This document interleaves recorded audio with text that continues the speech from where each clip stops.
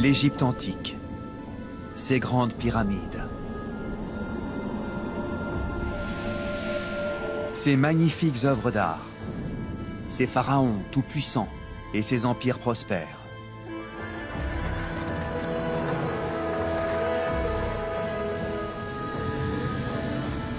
De toutes les civilisations anciennes, l'Égypte est la plus fascinante par son iconographie spectaculaire et son rayonnement culturel unique. Mais quand les derniers pharaons ont disparu avec leur civilisation, ils ont emporté dans leur tombe un terrible secret. Celui d'un peuple opprimé qui s'est soulevé pour renverser ses maîtres et faire trembler les grands souverains d'Égypte.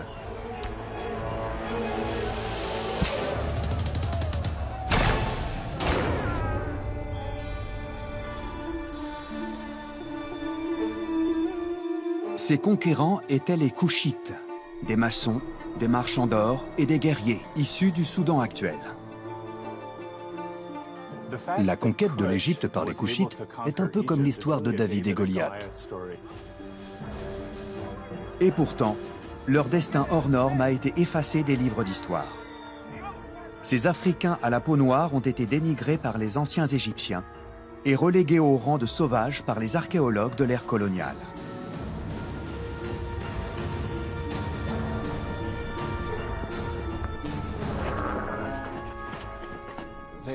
Ils sont représentés comme des hommes enchaînés, ligotés aux pieds du pharaon. C'était presque du profilage racial. Après des siècles de dénigrement, l'histoire du royaume de Kouch est en train de refaire surface. Des archéologues fouillent le sol du désert sans relâche.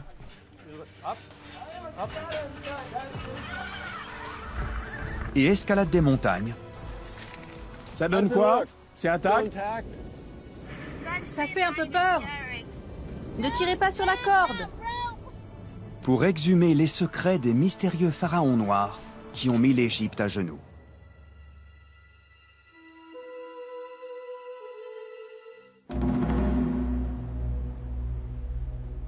Voici la nécropole royale d'El Kourou, dans le nord du Soudan. L'équivalent de la vallée des rois en Égypte.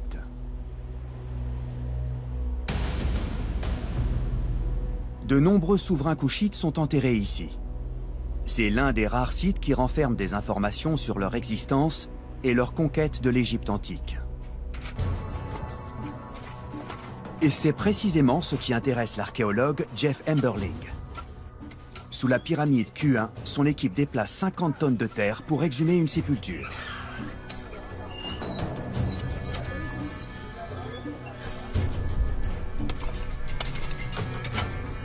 L'archéologue espère y découvrir l'identité du roi qui a fait construire cette pyramide et sa place dans le royaume de Kouch.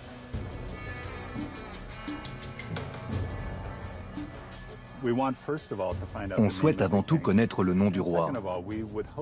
Mais on espère aussi trouver des indices sur la place que les Koushites occupaient dans l'histoire il y a plus de 2000 ans.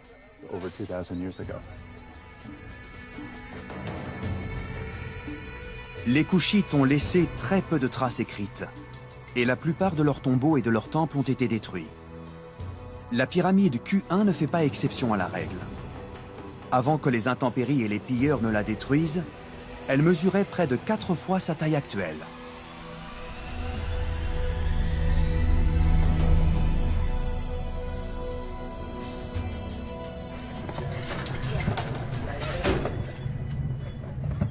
Cette géante déchue a connu un passé mouvementé.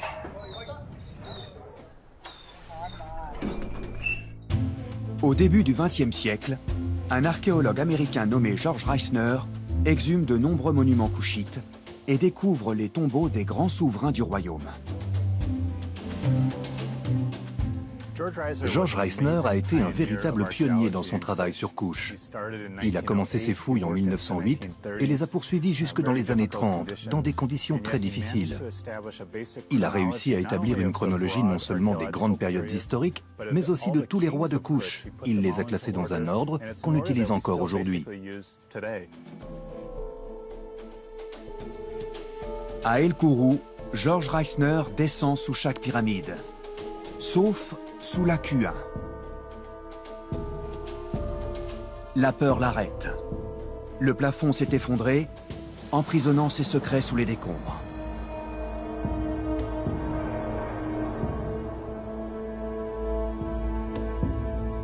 L'archéologue vient de perdre 5 hommes dans un éboulement, et il décide de rentrer chez lui. Cette idée a parfois traversé l'esprit de Jeff Emberling. Quand on lit les notes de Reisner sur ses fouilles à El Kourou, on voit qu'il a arrêté les recherches pendant 2 semaines. Il mentionne un mot de son médecin qui lui dit de ne pas s'inquiéter autant. Mais je peux comprendre ses craintes, rien qu'en fouillant une seule des pyramides, car c'est très risqué. Le risque zéro n'existe pas. Mais sans risque, pas de récompense. Et comme George Reisner le découvre sur un autre site funéraire, la découverte est parfois éblouissante.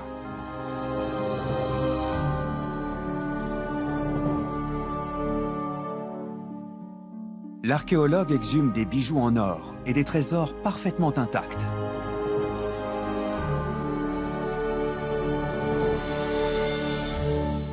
De véritables chefs-d'œuvre enterrés avec les rois couchites pour les accompagner après la mort. Tout archéologue rêve de découvrir des trésors complètement mirifiques. On sait que ces tombeaux étaient extrêmement précieux car ils contenaient des objets en or et en argent. De magnifiques représentations de la religion, du statut et du prestige de ces riches rois. Voilà ce qu'on s'imagine trouver.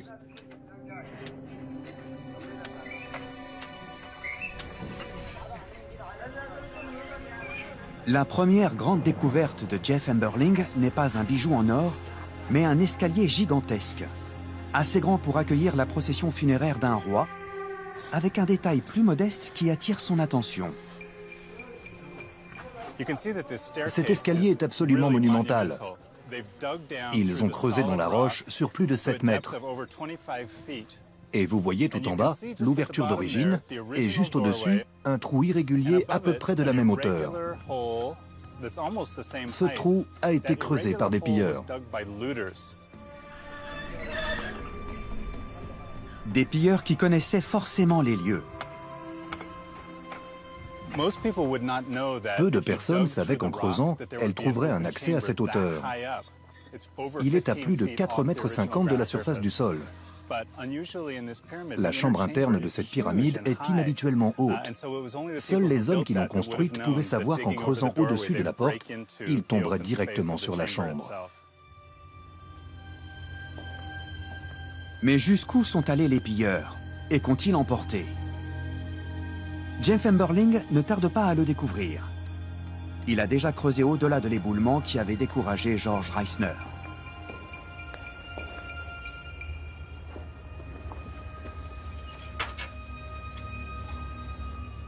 On se trouve dans la 2e chambre de la pyramide. Mais en fait, on n'est pas sur le sol de la chambre, car le plafond s'est totalement effondré. Donc on est entre le plafond et l'éboulement. Je pense que quand les pilleurs ont creusé pour accéder à la chambre, le plafond s'est effondré sur eux.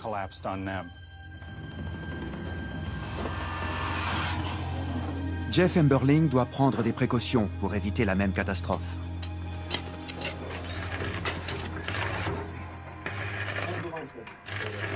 Dans un atelier de fortune élaboré sur place, Ignacio Forcadell, architecte, construit des renforts métalliques.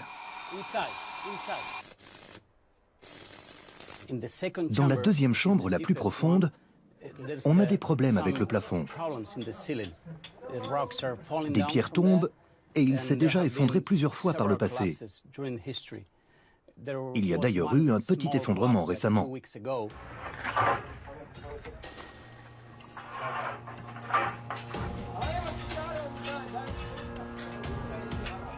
Une fois installés, les renforts métalliques devraient empêcher de nouvelles chutes de pierre et permettre à l'équipe de poursuivre les fouilles.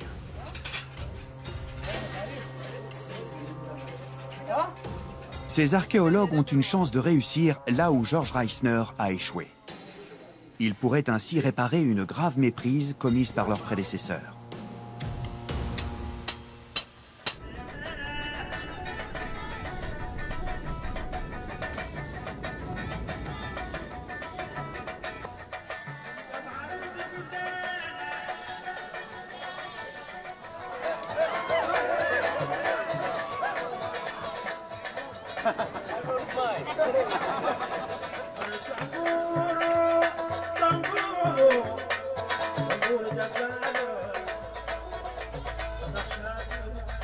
Pendant son séjour au Soudan, George Reisner fouille sur des terres d'une grande richesse culturelle.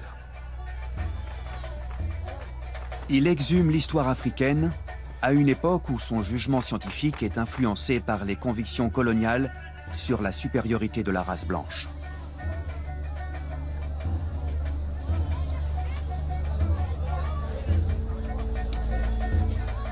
Malgré son immense admiration pour les pyramides qu'il découvre, il refuse de croire qu'elles ont été construites par des indigènes de couleur noire.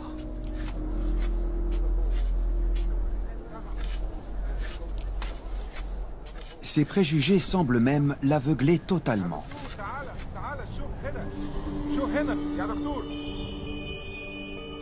En 1916, lorsqu'il déterre des statuettes en granit noir représentant les rois de Kouch, il les considère comme fausses. Il affirme au contraire que tous les souverains et les hommes à l'origine de ces monuments étaient des étrangers à la peau claire. Cela contredisait tellement ses convictions profondes sur les habitants du Soudan qu'il trouvait difficile d'accepter brusquement la réalité. C'était même un obstacle insurmontable.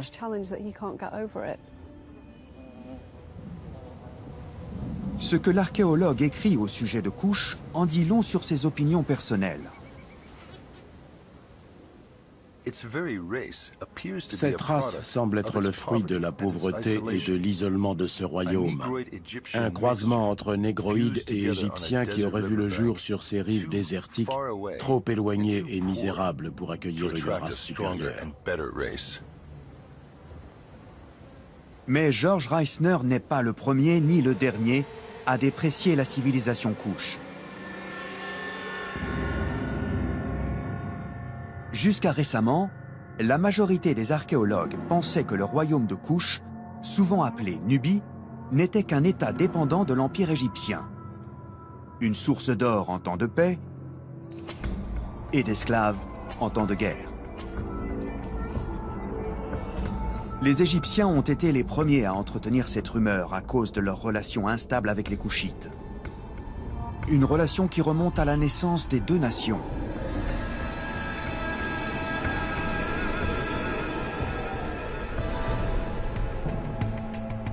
Le site de Kerma, au Soudan, se trouve à environ 270 km d'El Kourou, en aval du Nil. Au centre se dresse une défoufa, une imposante construction en briques crues. Ce temple en l'honneur du soleil aurait été construit 2500 ans avant notre ère, quand les premières pyramides étaient édifiées en Égypte et le cercle de Stonehenge en Angleterre.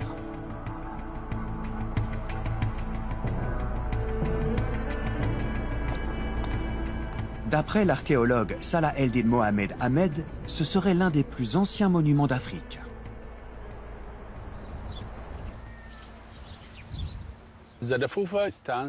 La défoufa se dresse au centre de l'ancienne cité de Kerma, l'une des premières jamais construites et certainement la plus ancienne d'Afrique.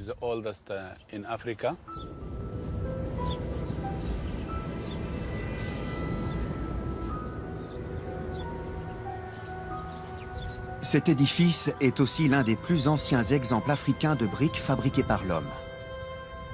Les techniques de maçonnerie étaient donc comparables à celles utilisées en Égypte. Autour du même site de Kerma se trouvent certaines des plus anciennes sépultures du continent.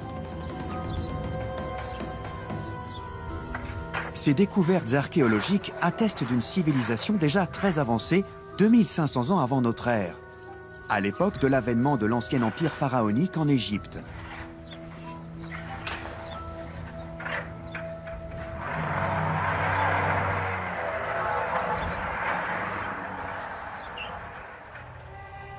Les deux royaumes sont d'abord amis, liés par un intérêt commun.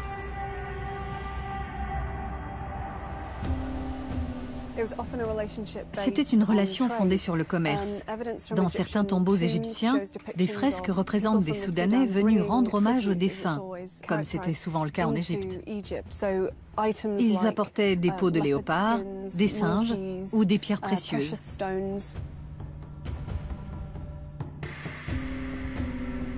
En raison de son emplacement sur les rives du Nil, Kerma devient vite un carrefour commercial entre l'Afrique subsaharienne et l'Égypte. Les marchands d'ébène, d'ivoire et d'animaux exotiques y transitent pour rejoindre le nord. Mais c'est l'or qui fait la fortune et l'influence du royaume de Kouch.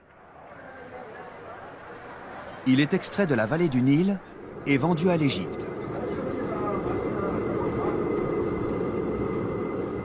Les Égyptiens ont un appétit insatiable pour les bijoux, les sarcophages et les masques funéraires en or rendus célèbres par Toutankhamon.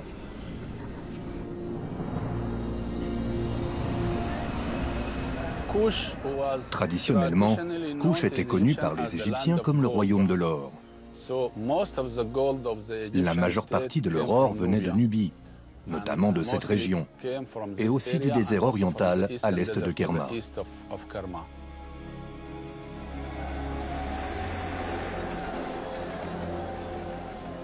Les Égyptiens évoquent également les talents d'archers des Kouchites. Ils les surnomment le peuple de l'arc et les engagent comme mercenaires. Des dessins représentent aussi les Kouchites comme des lutteurs hors pair.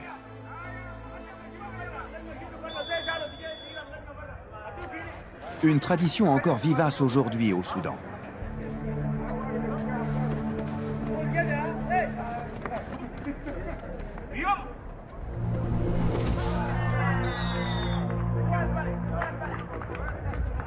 Les Égyptiens de l'Ancien Empire ignorent alors que l'armée de Kouch se retournera un jour contre eux. Leurs prétendus alliés commencent à avancer leurs pions. Ils étendent leur territoire par de modestes incursions au-delà de la frontière. Les Égyptiens ripostent tout d'abord par de la propagande, puis par une déclaration de guerre. Ils les qualifiaient de misérables ou de vils. Les représentations égyptiennes des Kouchites à cette époque les dépeignent comme des hommes enchaînés, ligotés aux pieds du pharaon. Dans l'art égyptien, les Kouchites sont représentés de façon très stéréotypée. Très souvent, on voit le pharaon qui tient des prisonniers par les cheveux et les exécute en les frappant à la tête avec sa massue. C'est une représentation classique des Kouchites, celle d'individus opprimés qui ne méritent que la mort. Les représentations égyptiennes des Kouchites, du moins officiellement, les décrivaient comme un peuple tribal et sauvage. C'était presque du profilage racial.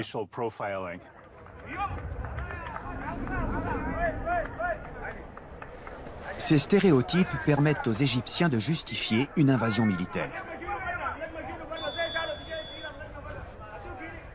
Vers 1500 avant notre ère, le pharaon Thoutmôsis Ier envahit le royaume de Kouch pour éliminer une menace grandissante et pour accéder à l'or tant convoité. Son armée descend vers le sud, jusqu'à atteindre une montagne sacrée baptisée Jebel Barkal, qui signifie « montagne pure ».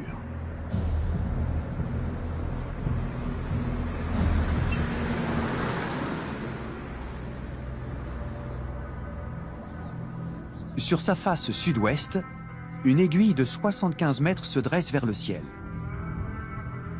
Pour les Kouchites, sa forme phallique en faisait un symbole de création et de fertilité.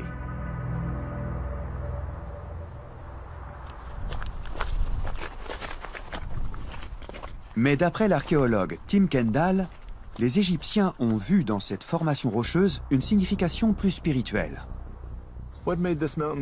Pour les anciens Égyptiens, le pic immense sur la face sud donnait à la montagne toute son importance. Il leur évoquait plusieurs éléments religieux fondamentaux. D'un côté, on dirait un cobra prêt à attaquer, de l'autre, un roi debout, Osiris, le premier roi mythique de l'Égypte.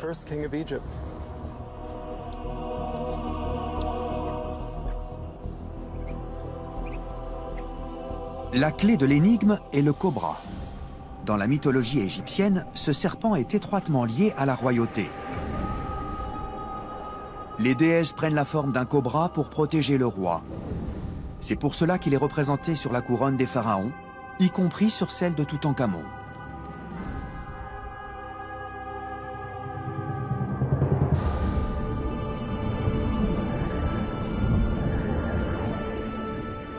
D'après Tim Kendall, c'est sûrement un prêtre présent lors de l'invasion qui, le premier, voit cette image.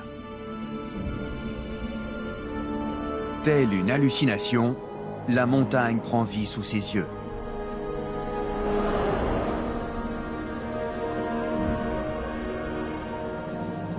Jebel Barkal est même proclamé lieu de naissance du dieu des dieux, Amon.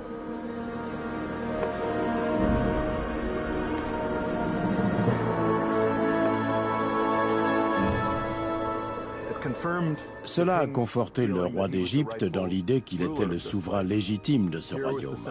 C'était la terre du dieu primitif qui avait offert un royaume au premier pharaon, et comme il en était l'héritier, il avait le droit de s'emparer de Couche. Une fois consacré, Jebel Barkal est représenté très tôt dans l'art égyptien. Sur ce dessin, Ramsès II fait une offrande au dieu Amon. Amon est assis sur un trône à l'intérieur d'une montagne qui ne peut être que Jebel Barkal.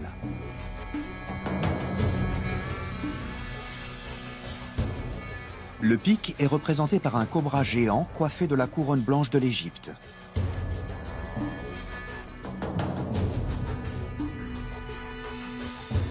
Cette gravure a été découverte dans le temple d'Abou Simbel, construit à la demande de Ramsès II près de la frontière couchite. Ramsès II s'était rendu à Jebel Barkal. La montagne aurait même donné au pharaon l'idée d'orner Abou Simbel de 4 statues à son effigie. Abou Simbel est célèbre pour ses 4 statues colossales à l'entrée.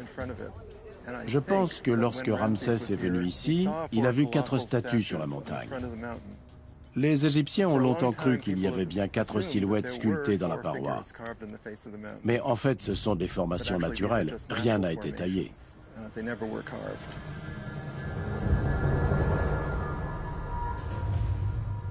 Ramsès, ainsi que d'autres pharaons, construisent des temples proches de Jebel Barkal. Ils espèrent bénéficier de la protection de la montagne en se faisant couronner sur ce site sacré.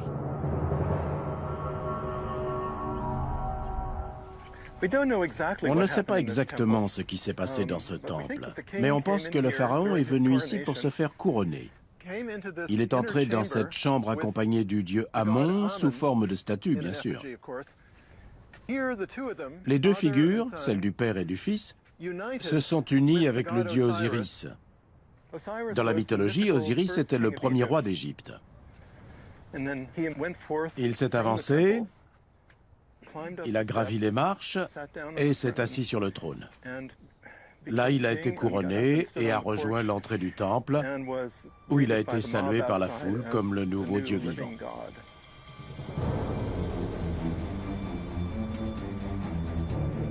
Au fil des années, la légende de Jebel Barkal grandit, ainsi que l'influence égyptienne sur le royaume de Couche.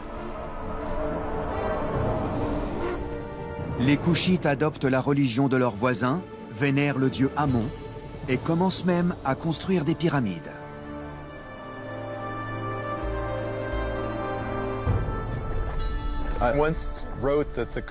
J'ai écrit que les Couchites étaient les premiers égyptophiles, mais je pense que c'est plus compliqué que ça.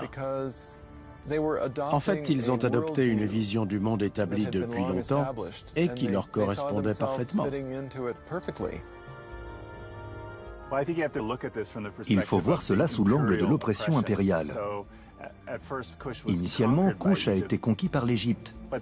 Et pour survivre, ses habitants ont dû s'adapter à la culture égyptienne. Pour employer un terme plus contemporain, ils ont dû se faire passer pour des Égyptiens. Pendant 300 ans, les Égyptiens occupent le royaume de Kush et imposent leur culte du dieu Amon. Une immense ferveur religieuse est née à Jebel Barkal. Mais cette annexion embrasera bientôt toute l'Égypte et hissera les Kushites sur le trône des pharaons.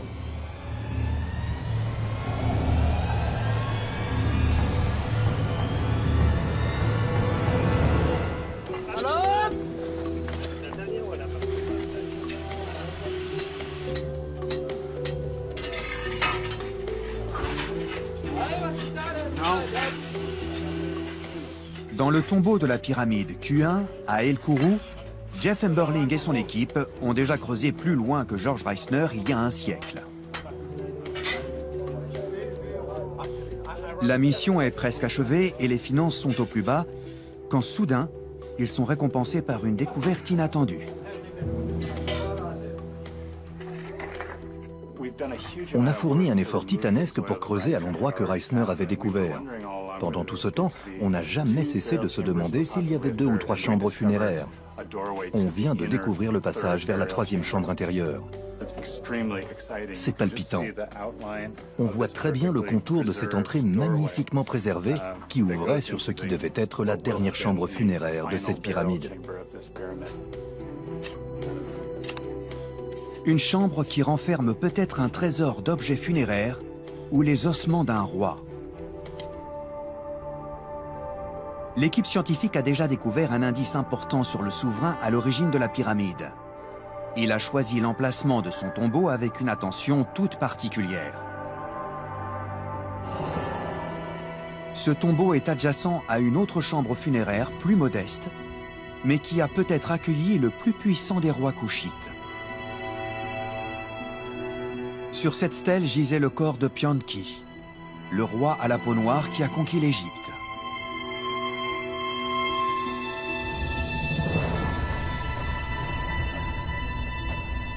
« 750 ans avant notre ère et 800 ans après leur invasion, les Égyptiens se retirent de Kush.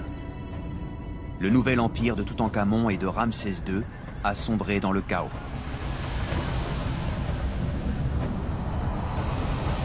Les seigneurs de Libye se battent pour contrôler le nord, tandis que les prêtres d'Amon tentent de maintenir une unité au sud.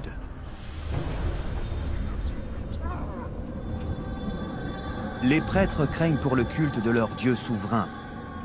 Ils savent que leur survie dépend de la réunification de l'Égypte, désormais divisée. Alors ils se tournent vers le plus improbable des sauveurs, cet empire colonial si souvent dénigré, le royaume de Kush.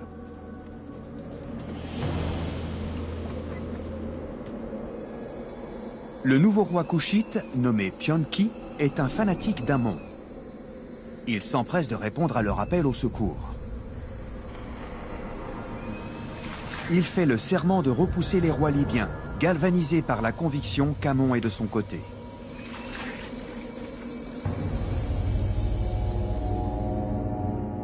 Il déclare « Les dieux choisissent un roi, les peuples choisissent un roi. Moi, c'est Amon qui m'a choisi. » Son armée remonte le Nil en direction du nord, jusqu'à Thèbes. Il dit à ses soldats, « Bandez votre arc et décochez vos flèches, que les peuples du nord plient sous mes mains. »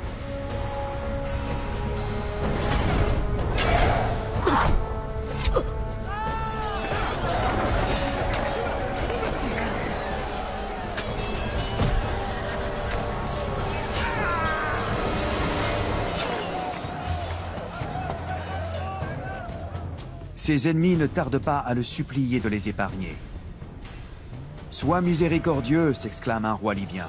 « Je ne peux regarder ton visage de honte Je ne peux rester debout tant ta flamme me brûle. Je tremble devant ta toute-puissance.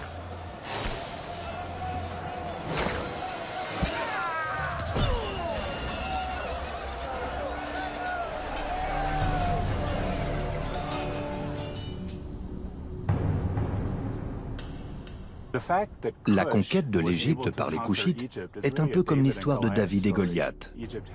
L'Égypte avait des cités et des temples immenses, beaucoup d'habitants, et dans le royaume de Couche, les villages étaient plus éparses. On ne sait pas encore très bien comment le roi a pu réunir une telle armée. Malgré ses faibles chances de victoire, Pianki et ses successeurs deviennent la 25e dynastie pharaonique d'Égypte. Ils contrôlent une zone prospère qui s'étend de l'actuelle ville de Khartoum à la Méditerranée, devenant ainsi les rivaux de l'Assyrie et de la Grèce toute puissante. Pianki affirme devoir sa victoire à Amon. Sur une fresque représentant son couronnement, c'est le dieu lui-même qui sacre le nouveau pharaon. La déesse Mout, mère de tous les dieux, regarde Pianki s'incliner devant Amon.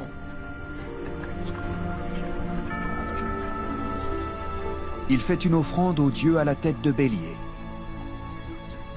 Amon lui répond « J'ai prédit quand tu étais encore dans le ventre de ta mère que tu régnerais sur l'Égypte. »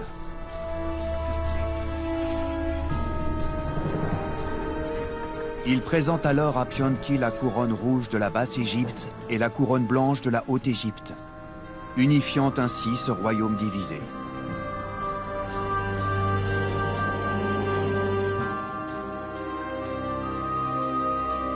La stèle du sacre de Pianki porte un message hautement symbolique pour un peuple aussi fervent.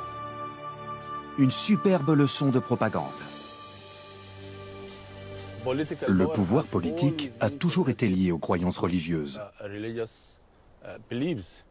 Pour convaincre le peuple que son règne était légitime, le roi devait être croyant. Il s'en servait pour tout contrôler, les mines d'or, les routes commerciales, tout.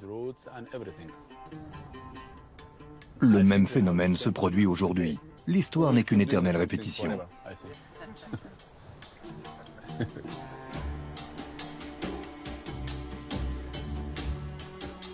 Pianki règne sur l'Égypte depuis Couche pendant une douzaine d'années, avant de transmettre la couronne à son plus jeune frère, Shabaka.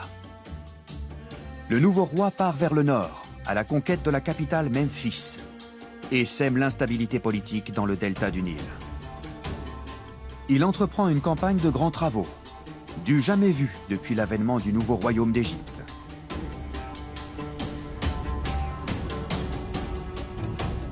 Shabaka, tout comme son frère avant lui, a la réputation d'être un chef puissant et clément. Ils étaient connus pour être respectueux et magnanimes. Par exemple, ils n'exécutaient pas leurs prisonniers, ils leur pardonnaient.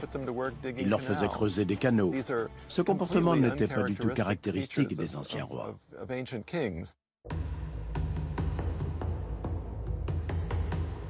Le règne triomphant de Pianki puis de Shabaka ouvre la voie au pharaon Taharqa, qui combat les ennemis de l'Égypte bien au-delà des frontières de l'Empire. Vers l'an 700 avant Jésus-Christ, il sauve même Jérusalem et le temple du roi Salomon d'une offensive des Assyriens. Pour cette action inscrite dans l'Ancien Testament, les historiens hébreux considèrent Taharqa comme le sauveur de leur peuple. Mais les Assyriens ne tardent pas à se venger. Ils multiplient les invasions pendant le règne de Taharqa et repoussent ses frontières jusqu'à Thèbes.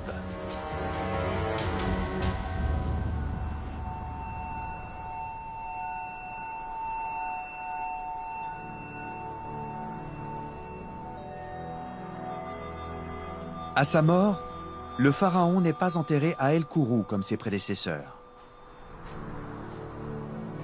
Il se fait construire sa propre pyramide, non loin de là, à Nouri. D'après Tim Kendall, ce choix serait lié à un événement surnaturel. Lors du Nouvel An de l'Égypte antique, vu de la montagne de Jebel Barkal, le soleil se lève derrière le sommet de la pyramide de Taharqa. Il symbolise la vie et la résurrection.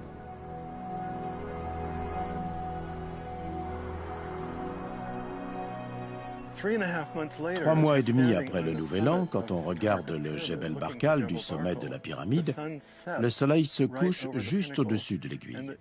Et l'aiguille ressemble au dieu Osiris. Le coucher du soleil symbolise la mort du dieu. C'est précisément au moment de la décrue du Nil que la fertilité prend fin et que le dieu est censé mourir. Il naît le jour du Nouvel An et il meurt 3 mois et demi plus tard, lors de la décrue. Il ressuscite tous les ans et des milliers de fois, année après année.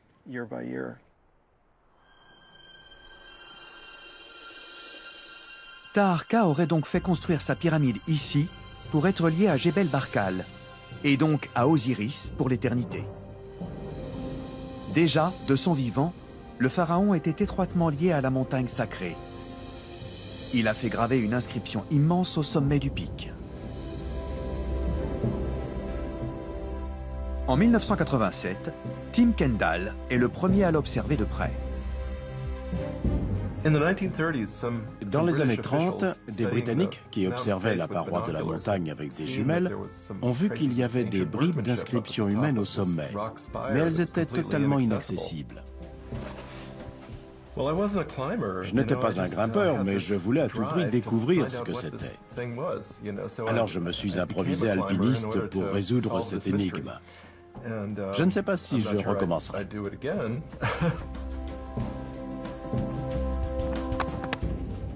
Tim Kendall entreprend plusieurs ascensions très risquées. Escalader un pic friable de 75 mètres de haut tout en le photographiant est très dangereux.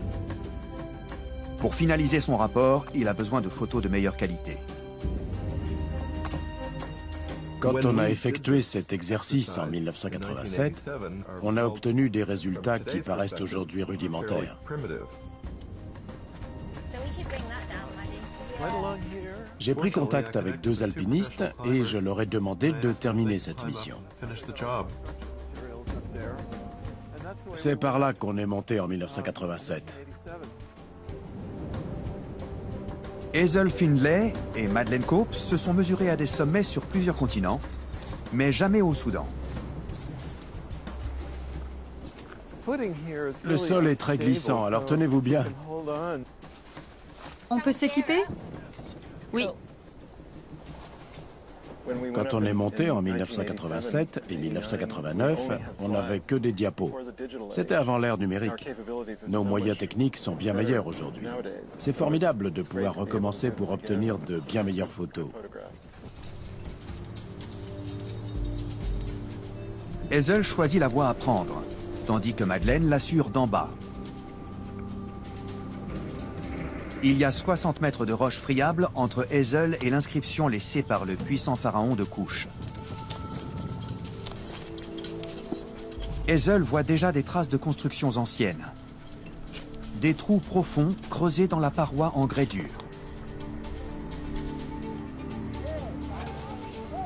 Dans ces trous étaient insérées les poutres en bois d'un échafaudage géant. Les hommes ont dû construire l'ossature à partir du sol et se servir d'un système de grue pour hisser chaque poutre.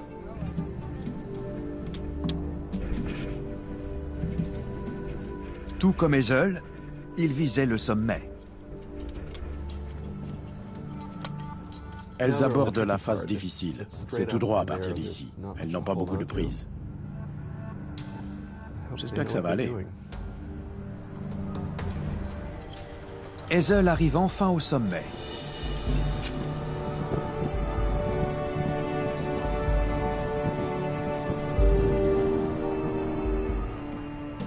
L'investigation peut commencer.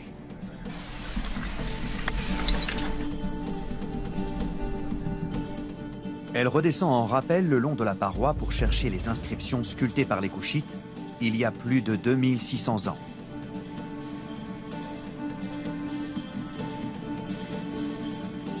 Une proclamation de la toute-puissance du pharaon Taharqa. Je fais attention à ne pas rester coincé sur la paroi. Je vais vers la gauche. Un peu plus bas. Super. Maintenant, dirigez-vous vers l'avant. Vous voyez l'inscription? Ah oui.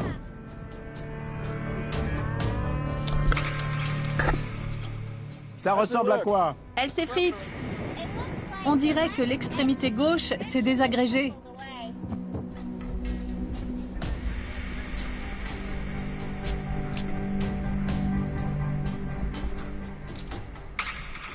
Vous voyez des traces de clous? Oui, je vois des petits trous. Oui.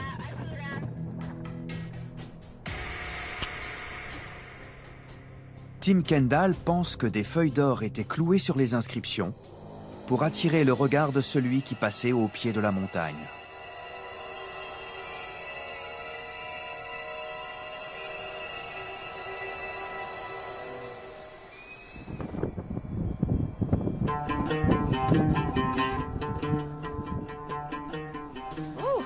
Bravo! Je peux vous embrasser? Oui. C'était formidable. Bravo! Bien joué. Merci. Super! Quelle victoire! J'ai hâte de voir les photos pour voir ce qu'on a raté la première fois. Je n'ai même pas de photos de ça. C'est un très beau cliché. C'est nouveau. Je n'ai jamais vu ça. On ne savait pas si c'était naturel ou non. C'était très profond. Ils ont vraiment hissé des pierres et du ciment. Oui. C'est formidable de pouvoir ajouter ces clichés au rapport final 28 ans plus tard. C'est fantastique. Ouais, c'est ça. C'est la dernière pièce du puzzle. Les inscriptions à moitié effacées sur la paroi sont une déclaration du statut divin de Taharqa et un pied de nez aux Assyriens qui l'ont poussé hors d'Égypte. Il les qualifie de bédouins.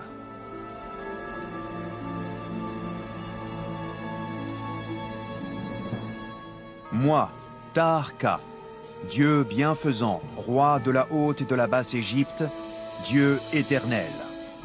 J'ai détruit les Bédouins d'Asie et j'ai anéanti les habitants du désert de Libye.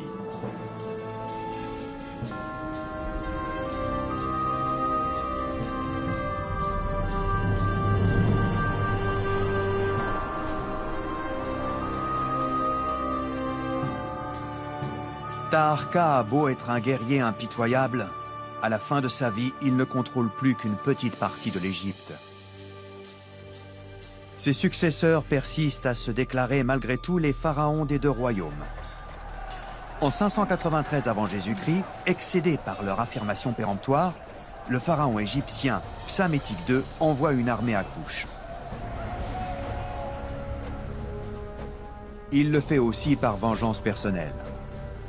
Des années plus tôt, un pharaon couchite a exécuté son arrière-grand-père et Psamétique II est bien décidé à rayer de l'histoire la 25e dynastie Couche. Il fait détruire toutes les statues à l'effigie des pharaons noirs et effacer tous les noms gravés sur les monuments.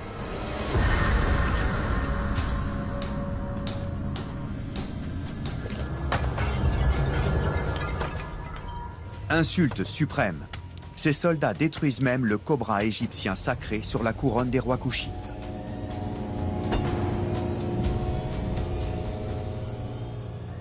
Psamétique II a atteint son objectif. Il a réécrit l'histoire.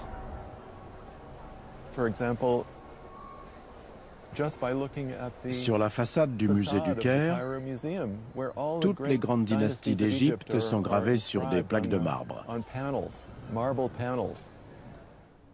La seule qui manque est la 25e.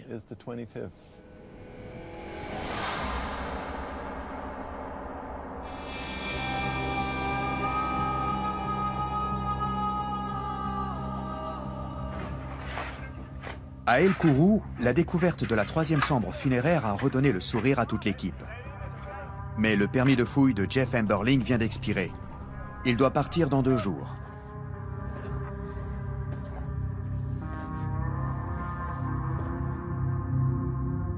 Les ossements, les bijoux et l'identité du pharaon ne sont peut-être qu'à quelques mètres de lui. Mais il va devoir attendre l'an prochain pour les exhumer.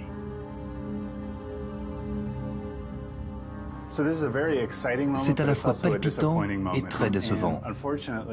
Malheureusement, avec le temps et les ressources dont on dispose, on ne peut pas continuer les fouilles en toute sécurité cette année. C'est très décevant d'en être arrivé là, d'avoir déplacé des centaines de tonnes de sable, mais on sait que ça n'aura pas bougé d'ici l'année prochaine.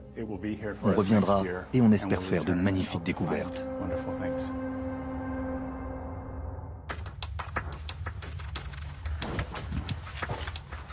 Avant son départ, l'archéologue est invité à participer à des fouilles sur un autre site.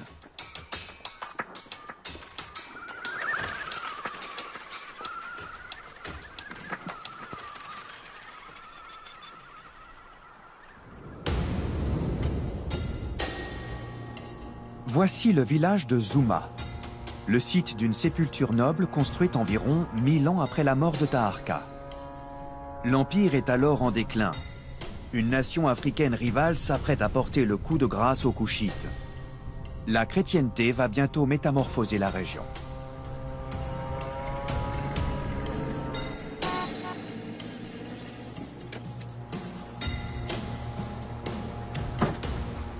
Salut Jeff. Salut Mahmoud. Bonjour. Comment vas-tu? Content de te voir. J'ai quelque chose à te montrer. Viens. À Zouma, l'archéologue Mahmoud El Tayeb a découvert un trésor.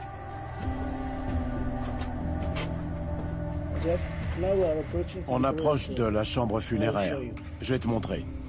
La disposition de ce tombeau en grès blanc est différente de celui de la pyramide Q1. Une galerie conduit jusqu'à un puits et les chambres funéraires sont en contrebas.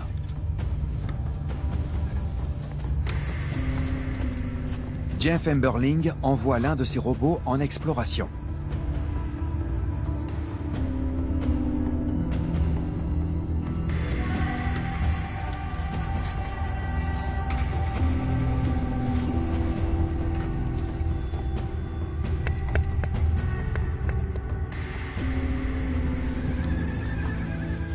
Plusieurs objets cassés indiquent que cette sépulture a été pillée comme tous les tombeaux koushites. Mais pour les archéologues, cela reste une formidable mine d'indices.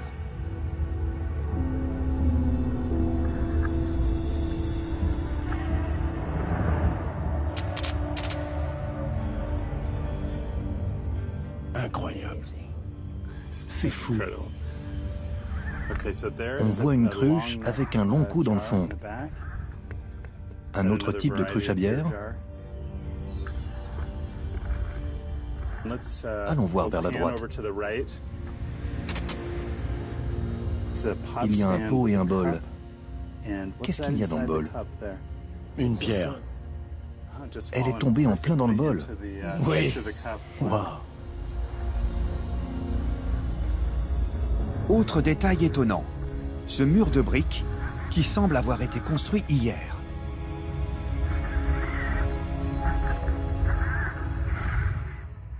Voyons si on peut avoir une bonne vue de la sépulture.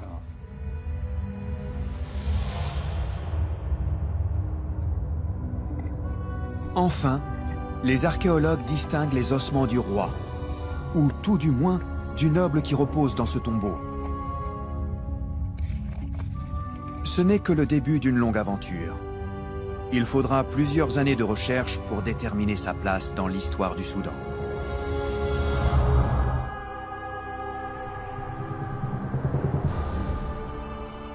À l'époque où Zouma a été édifié, l'influence de l'Égypte avait déjà commencé à décliner. Et les rois de Kouch ne construisaient plus de grandes pyramides.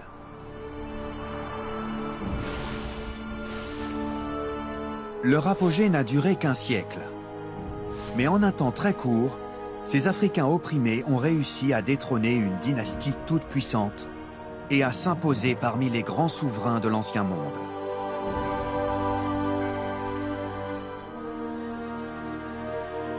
Désormais, grâce au travail acharné des archéologues, les pharaons noirs du Soudan sortent de l'ombre pour reconquérir leur place dans l'histoire.